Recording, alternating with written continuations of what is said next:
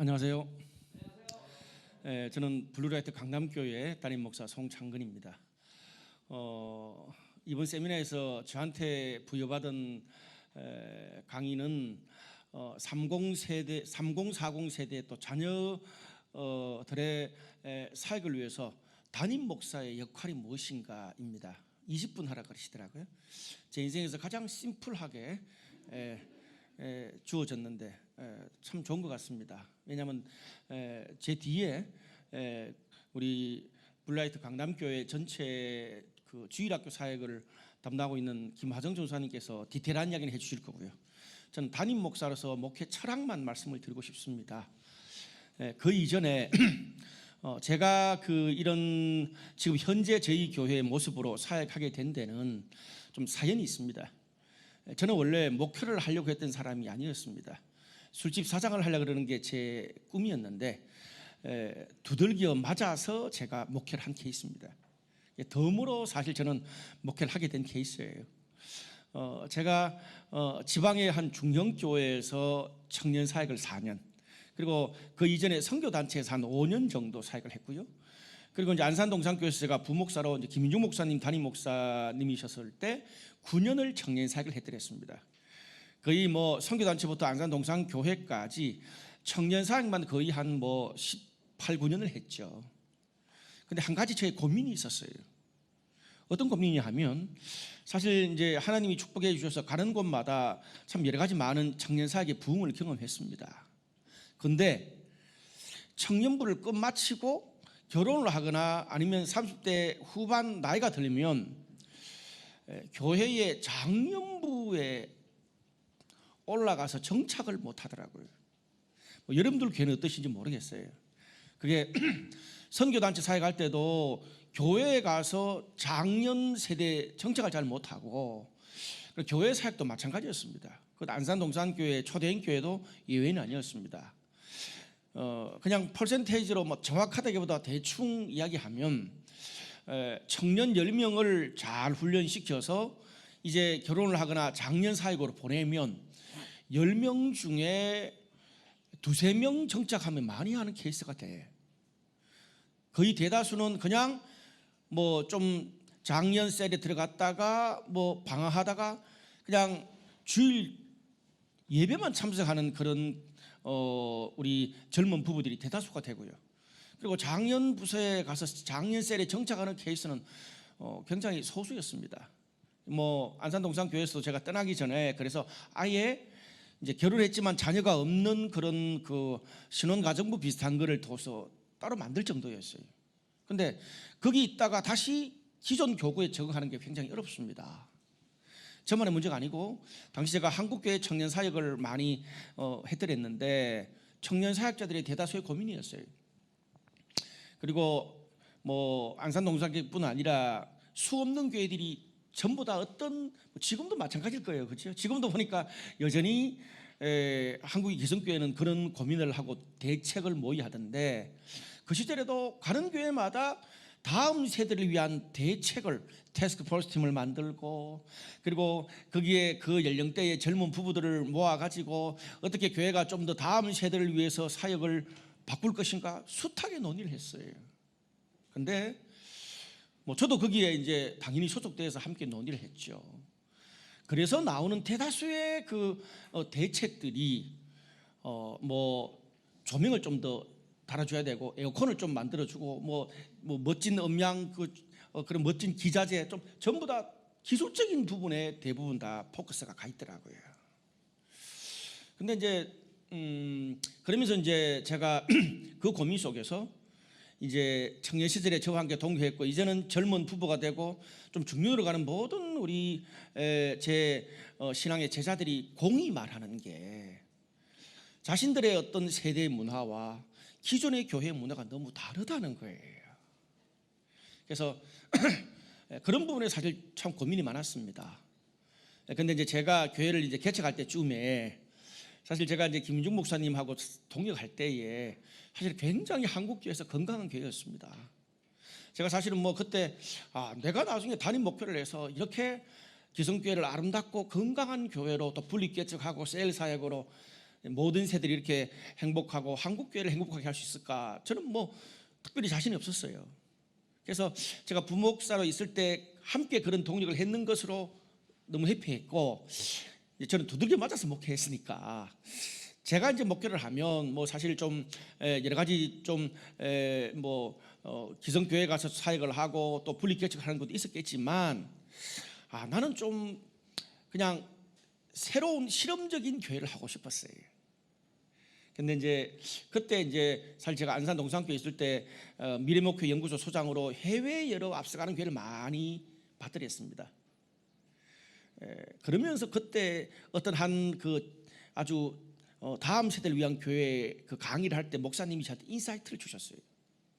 다음 세대는 기성세대가 다음 세대를 돕기 위해서 논의해야 될 것이 아니라 다음 세대는 다음 세대 자신들이 만든 교회를 세워야 된다고 그랬어요. 그게 저한테 꽂혔어요. 그래서 제가 좀 다음 세대가 주도해서, 그래서 청년들 8명 데리고 제가 홍대 거리, 아무래도 새로운 스타일의 교회를 하려고 그러면 청년 세대부터 시작해서 그들이 나중에 결혼하고 장인이 되어서 그런 문화에 맞는 교회를 만들어야 된다 싶어서 제가 청년 8명 데리고 가장 개방적인 홍대 거리에서 목회를 시작했던 것입니다. 그래서 지금은 제가 홍대 거리에서 젊은이들과 한 7년 사역을 하고, 지금은 그렇게 훈련시킨 우리 청년들이 결혼해서 30대 중후반, 40대 중반이 됐습니다. 그래서 결혼해서 세운 교회가 블라이트 강남교회입니다. 그래서 이거는 한국교회의 어떤 보편적인 어떤 그런 어떤 패턴이라기보다 저의 어떤 다음 세대 교회를 향한 실험적인 요소가 많기 때문에 다 적용되는 건 아니라는 것을 말씀을 좀 드리고 싶고요.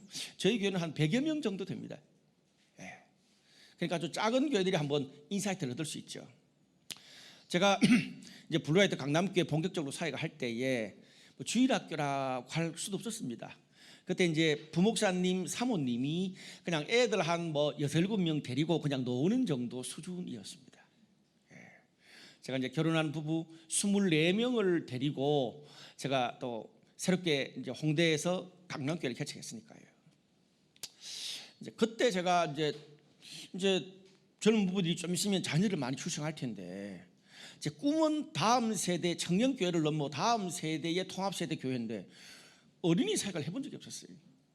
그래서 그때 제 다음에 우리 소개를 할 우리 손병세 목사한테 전화를 했습니다. 아무래도 거기는 그 젊은 부부들로 아예 그냥 크게 좀 사역을 개척을 처음부터 그렇게 했으니까요. 그러니까 이제 손병세 목사님한테 좀 도움을 받고 우리 이제 김화정 전사님을 거기에 또 보내서 많이 도움을 받았습니다. 그러면서 제가 한 4-5가지의 목회 철학이 있었습니다. 그게 뭐였냐 하면, 여러분 그런 말씀 많이 들어보시죠. 아이 하나를 키우려면 마을 하나가 함께 키우는 것이다. 그런 말씀 많이 들어보셨죠. 저는 개인적으로 제일 많이 생각했던 게 뭐냐면, 아이 하나를 키우는데 교회 전체와 가정이 함께 연합해서 아이를 키워야 된다는 말입니다. 교회 전체 그러니까 잘 이해가 안 올 수 있는데, 그러면 교회가 알아서 하는구나라고 생각할 수 있는데 그게 아니고, 거기서 말하는 교회는 다양한 세대로 이루어진, 저희 교회로 말하면 셀이고 그리스도의 몸이죠. 교회 안에 다양한 세대로 이루어진 그런 셀과 그리스도의 몸이 함께 그 자녀의 부모 가정과 어우러져서 자녀를 키워야 돼요. 제가 이렇게 자세히 한 10여 년 목회하면서 보니까 이 한국교회의 이 주일학교 교육의 제일 문제가 뭐냐 하면, 부모가 아이들을 교회 주일학교에 맡기고 본인들은 뒷짐지고 있어요. 대다수가. 왜냐하면 그 젊은 부부들은 예를 들면 우리 주일학교 나이에 맞는 자녀들을 키우려고 너무 힘들거든요. 주일학교 정도 보내기 전까지는 거의 예배도 잘 못 드린단 말이에요. 잠옷실에서 거의 한 최하 6, 7년을 보내야 되잖아요. 그러니까 이제 주일학교 보낼 쯤 되면 교회에 와가지고 주일학교에 맡겨놓고 자기들은 예배 드리면서 좀 쉴 수 있거든요. 그래서 주일학교가 막 정말 여러 가지를 많이 해요. 그래서 제가 그러면서 느낀 게 뭐냐면, 여러분 한번 생각해 보세요. 일주일이 168시간입니다. 168시간 동안 주일에 교회 주일학교 와가지고 우리 아이들이 몇 시간 신앙생활 할 수 있죠? 길어봤자 2시간이에요. 2시간도 안 돼요. 최 2시간으로 안 되는 그 신앙교육으로 나머지 166시간을 커버한다는 건 불가능한 거예요. 부모도 못하는데. 그래서 제가 제일 먼저 목회 철학으로 생각했던 부분이 뭐냐 하면, 이제 결국 통합세대란 말이 뭐냐 하면, 온 교회가 각 가정과 함께 자녀를 신앙으로 양육하는 거거든요. 그게 통합세대 목회예요. 그러려면 제가 성도들을 설득하기 시작했어요.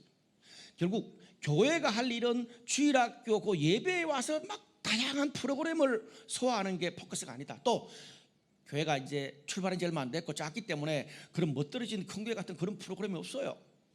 할 여력도 없고요. 재정적인 여건도 안 되고요. 그러나 작은 교회는 장점이 있어요. 인격적인 기반을 다질 수 있다는 거예요. 그래서 제가 성도들을 설득하기 시작했습니다. 모든 포커스가, 우리 교회 모든 주일학교의 포커스가, 교회가 어떻게 그 가정의 부모들이 168시간, 거의 뭐 160시간 이상을 자녀와 함께 있는 부모가 그 가정에서 신앙생활을 잘 가르칠 수 있도록 하는데 포커스를 두겠다라고 설득을 했습니다. 네. 그래서 이 주일날 주일학교에 오더라도 부모들이 돌아가면서 섬기게 계속했어요. 네. 싫어하죠. 그래서 자기가 자기 순번일 때 뭐 2달에 한 번 돌아오든 말든 간에 들어오면 음식도 다 준비하고 자기 자녀와 보지 말고 다른 부모로서 전체 우리 교회 성도들의 다른 자녀도 다 보고 피드백해 달라고 그랬어요. 그거를 제가 설득을 했습니다. 쉽지 않더라고요. 왜 우리 교회에서는 저런 막 주일학교에 멋들어진 프로그램, 저런 프로그램 목사님 안 합니까? 그래서 설득을 해서 제일 핵심이 부모들이 168시간 동안 자녀를 케어할 수 있도록 하는데 모든 교육을 집중을 했습니다. 그리고 두 번째는요, 마당을 제시하는 주일학교 교육이었습니다. 저는 시골 출신입니다. 제가 있었던 시골 교회는요, 지금 가만히 생각해 보면 예를 들자면 교회 앞마당이 있었거든요. 그러면 주일학교 예배 끝마치고 거기서 앞마당에서 계속 놉니다. 그러면 어른들 교회 올 때 안녕하세요 할아버지, 청년들 깨면 안녕하세요 한마디로 말해서 돌아보니까 그때 통합세대를 제가 책으로 이론이 아니라 통합세대라는 걸 몸소 경험했던 것 같아요. 요즘 가장 문제가 뭡니까? 세대 간의 단절입니다. 그러니까 부서 교육이 굉장히 강조되었습니다. 이게 미국 교육의 영향인데, 그래서 굉장히 전문적으로 세대를 다 떼어서 교육을 하다 보니까 어떤 폐해가 있습니까? 우리 자녀들이 그 나이 또래 한 몇 명 이외에는 나머지 나이도 다르고 상황이 다르고 안 되는 거예요. 그래서 제가 전 교회적으로 설득을 했어요. 저희는 주일에 공연장을 빌려서 예배를 드립니다. 그리고 난 다음에 우리 주일학교는 바로 그 밑에서 예배 드리고 올라와요. 그러면 이제 그 예배 드리기 전에도 애들이 막 난리를 피잖아요. 막 쫓아다니고 막. 부모가 있는 가정은 괜찮은데 청년들이 싫어해요. 그리고 예배 마치고 난 다음에 먼저 있잖아요. 그러면 시끌시끌해요. 예배 끝나기도 전에. 그러면 이제 예배 끝마치고 나가면 막 애들이 교회 안으로 들어와서 막 난리통을 피워요. 근데 그것조차도 다 설득을 했습니다. 굉장히 제가 많은 이야기를 들었어요. 근데 그 이야기를 해주면서, 근데 처음 한 1, 2년은 굉장히 힘들었습니다. 근데 지금은 뭐가 다른 줄 아세요? 저희 교회 주일학교 학생들이 진짜 어른들하고 대화를 잘하고 여러 가지 소통할 수 있는 능력이 되고, 우리 교회 청년이면 청년, 또 어른이면 어른, 집에 데리고 가도 될 정도로 돼 있어요. 왜 이게 중요하냐? 그 다음 저희가 강조한 게 통합세대 교육입니다. 통합세대 예배, 통합세대 교육인데, 우리는 이런 기반 없이 통합세대 교육을 이야기하는 거예요. 그래서 제가 아까 우리 가정과 교회를 연결하기 위해서 제가 이제 사역자도 배치도 이제 제가 요 다음번에 말씀드릴 텐데 그런 게 다 필요해요. 자, 통합세대 예배는 뭐냐면 저희 교회는 어린이 그 블루버드라 그러는데 주일학교 예배와 어른 예배 포맷이 똑같습니다. 찬양도 비슷한 게 많고요. 감사의 시간도 하고요. 그리고 포맷이 똑같아요. 근데 그게 가능할 수 있는 이유가 뭐냐면 처음 이제 초창기에 우리 저희 부목사님이 교회 전체 예배 찬양 인도를 하는데 그 사모님이 주일학교 설교를 하세요. 그러니까 부부가 일심동체니까 한 몸이니까 어떻게 해요? 어른 예배 찬양하는 걸 어린 예배 찬양도 하고 그게 익숙하게 소통이 되는 거예요. 또 하나 통합세대 교육을 하라 그러면 아까 제가 방금 말씀드렸던 교회 전체와 가정이 연결돼야 된다 말씀을 드렸고 마당이 돼야 된다고 말씀을 드렸고 그래서 통합세대 교육이 통합세대 예배가 된다 말씀드렸잖아요. 그러기 위해서는 사람이 중요합니다. 통합세대 사역을 할 수 있는 사역자가 돼야 돼요. 제가 이제 안산 동성교회 있을 때 보면 주일학교 사역자들 전문 사역자들이 굉장히 많아요. 근데 주일학교 사역은 잘해요. 근데 부모들과 소통을 하는 법을 몰라요. 그래서 제가 하나 느낀 것은 뭐였냐면 결국 여러분 우리 한국교회가 주일학교가 지금 거의 반으로 줄어들었지 않습니까? 근데 사실은 냉철하게 따지면 주일학교가 줄어든 게 아니라 젊은 부부들 30, 40 이 사역이 실패했기 때문에 그 자녀들 케어를 못하는 거거든요. 사실 이제 제가 우리 주일학교 담당인 우리 김화정 전사님은 신학을 하지 않았습니다. 신학을 하지 않고 저랑 같이 블라이트 홍대교회부터 10년을 사역했어요. 제가 파송받았던 안산동산교회에서 셀 사역을 했고 거기서 멋진 주일학교 이 교사로 섬겼어요. 그리고 저랑 대학부 이제 블라이트 홍대교회 와서 대학부 청년부 담당도 했고 그 다음에 교회 행정도 했고 그러면서 주일학교를 담당한 거예요. 그래서 이제 제가 어떻게 맡겼냐 하면 우리 블루버드 처음 왔을 때 한 6명 되는 그 주일학교를 맡긴과 동시에 그들의 부모를 케어하는 그 전체 사역을 인원이 많지는 않으니까 맡겼어요. 그러니까 두 가지를 동시에 한 거죠. 자녀들과 그들의 그 부모들의 그 셀들을 담당한 거예요. 근데 그게 가능했던 게 싱글 여전사님인데 블라이트 홍대교회 때 청년부 자기가 셀 리더할 때 셀 원들로 있었던 그런 청년들이 결혼해서 화정이 누나 그러다가 이제 전도사님이 되어서 자신들의 이제 자녀들을 낳았는데 자기한테는 청년 시절의 전도사님이었으면서 자기 자녀들의 전도사님이니까 뭐가 가능해요? 보통 부모들은 전부 다 자녀 교육할 때 애가 문제라 그러거든요. 아니요. 제가 좀 이 부분에 공부를 하며 느낀 게 뭐냐 하면 자녀 문제가 아니고 전부 다 부모의 문제가 그대로 자녀에 투영된 거거든요. 그러니까 생각해 보세요. 여러분 부모가 일주일에 168시간씩 붙어 있어도 해결 못하는 거를 2시간 동안에 교회가 문제를 해결할 수 있다고요? 못해요. 그래서 전사님이 그 부모들의 어머니들의 셀과 주일학교를 동시에 고생 많이 했어요. 그러면서 설득시켜 나간 거예요.